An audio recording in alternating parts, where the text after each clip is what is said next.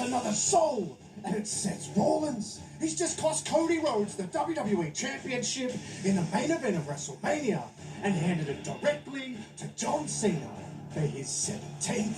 But they are now looking to increase the suffering of Rhodes, and on the Raw after WrestleMania, it's a brutal three-way beatdown, putting the entire roster on notice. But as his first order of business, The Rock sets Seth Rollins the task of finishing the job at Backlash in St. Louis.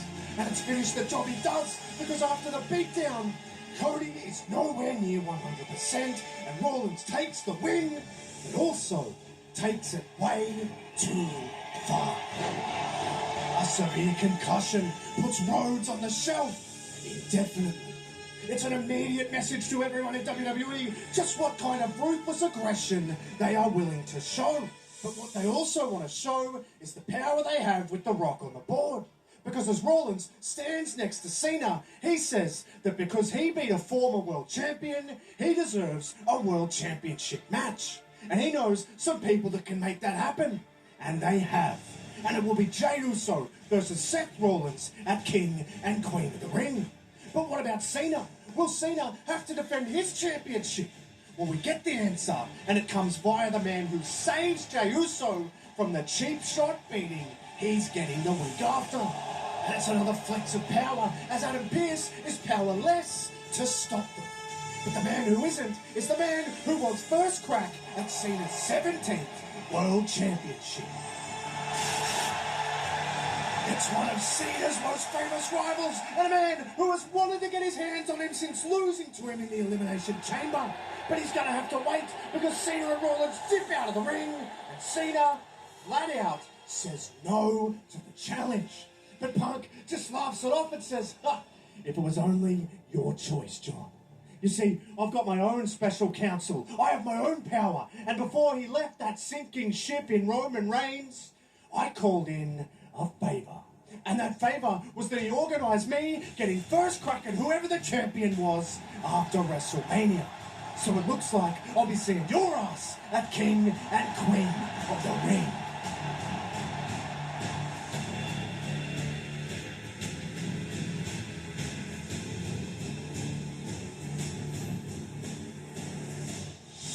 Jey, in his second defence since WrestleMania, is flying out of the gates. The crowd is still loving him as much as ever.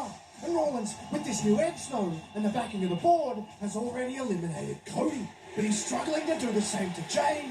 As always, he has a plan B. He grabs a chair from the outside and wedges it in the corner. And he's witnessed to slam Jey into it. But the referee, of course, warns him that if he does, he'll be DQ'd. And then she removes it.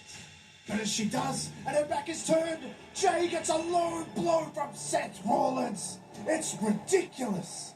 Rollins takes the chance to hit a stomp, pinning Seth Rollins. Within 2 months of selling his soul, is back on top. He now holds the gold alongside John Cena. But more gold means more power. Can Cena retain that power and silence the voiceless, who this time is flanked by the wise man, and Punk attempts to stop this new alliance in its tracks. And it's just like old times, with both men knowing each other so well that it's impossible to call. There's near fall after near fall, both men constantly throwing everything in their arsenal. But ultimately, as both men strike back and forth exhausted, with nothing separating them, we see an untimely ref bump, which opens the door for someone to get their own revenge. It's Reigns, and he's breathing fire. Paul Heyman looks like he's seen a ghost. But Roman doesn't touch Heyman. He slides in the ring, and he drills Punk with a spear. It's complete madness. But then Cena looks to attack Roman for getting involved, but he drops him as well. And the crowd is in total disbelief. And Roman looks at Cena and says, "You got something I want, and I'm back for it." Roman leaves the ring, having decimated both men, and he chases Heyman through the crowd. But that gives a chance for the new world champion to help the current one. And it's Seth Rollins who drags Cena over to Punk, and with great joy inflicts even more suffering on the voice of the voiceless. handing Cena the win to a monstrous amount of boos. However, with that shot from Roman, it might well have done even more damage than he thinks, because we get an insight in a board meeting between Rock, Cena and Rollins of the aftermath, where The Rock is pleased with Seth Rollins' performance, winning the World Championship and helping Cena retain his. But The Rock and John Cena have somewhat of a tense confrontation when it comes to family, because Cena went after Roman tried to help Cena. But The Rock says he wants to smooth things over and tells Cena to leave it with him. But the tension is very clear. But what is also clear is that Seth Rollins needs an opponent for his World Championship, and it ends up in a battle between Jay and CM Punk. But just as it's ramping up, Rollins blows the match apart with the chair.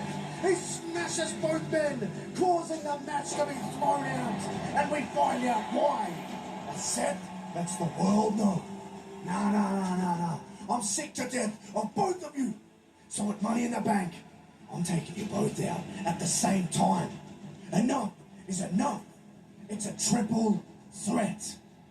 It seems like a terrible move from Seth.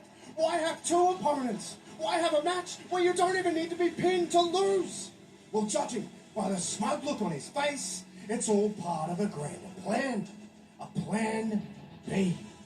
Perhaps, maybe it's plan A. But there isn't only one plan put in place, because the week before Money in the Bank, Cena is back and he has a bombshell announcement. I haven't made a single consultation with anybody. This is my decision, and it might not go down too well with the family, but I'm gonna keep this short. Roman Reigns, you wanna stick your nose in my business? Well, now you are my business.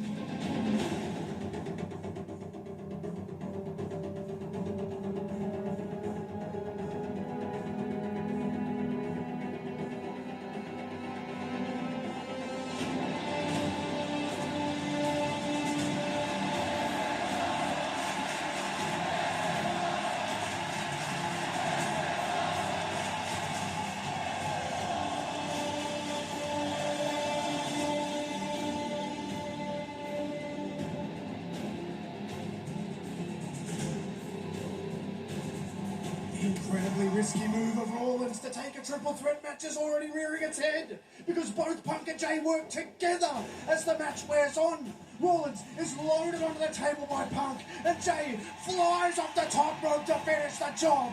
And now, as expected, Rollins' title is in trouble. He doesn't even have to be pinned, which is in danger of happening as Jay and Punk do battle in the ring. Jay lands a super kick on Punk, and now he can go back to the top. He flies off for the Uso splash, but Punk moves, and Punk takes the chance to lock him into the Anaconda Vice, and Jay is fading, but he's refusing to tap. He's fighting it. He won't give up. So Punk, knowing he's incredibly faded, lets him out, gets to his feet, and now calls Jay to go to sleep.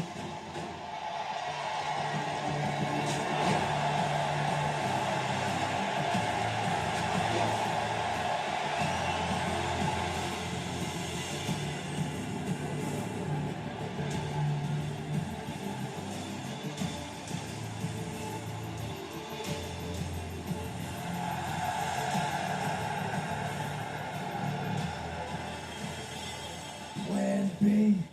Or was it Plan A? That is irrelevant. What really matters is Seth Rollins retains, and this alliance with The Rock seems to have gotten even stronger with Drew McIntyre, a man who hates Punk and Jay more than anyone, and it's a man The Rock has long praised. But speaking of The Rock, we overhear a phone conversation where The Rock is currently flying on a private jet and John Cena is backstage. But we aren't supposed to. John, I told you I would talk to Roman.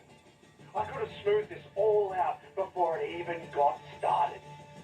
You went into business for yourself, and listen, I get it. But we need to be more calculated. But it's too late. late now. The match is up next. And I guarantee you, I'll be watching. Cena seems to have rattled the cage of the family, something no one has really successfully done without catching a beat. Which is why the stakes of the match, even beyond the WWE Championship, have now been raised. And it shows as both men go toe-to-toe in a pure one-on-one match after Drew and Seth were forced to leave the building by Adam Pearce. But you really feel like Cena doesn't even particularly need anyone to help. He's going every step of the way with Reigns. And the two legends, just like expected, bring the house down. Moment after moment, you feel like the match could end. Roman gets near falls. Cena gets near falls. And it's all on the line. And everyone is wondering what could possibly separate them.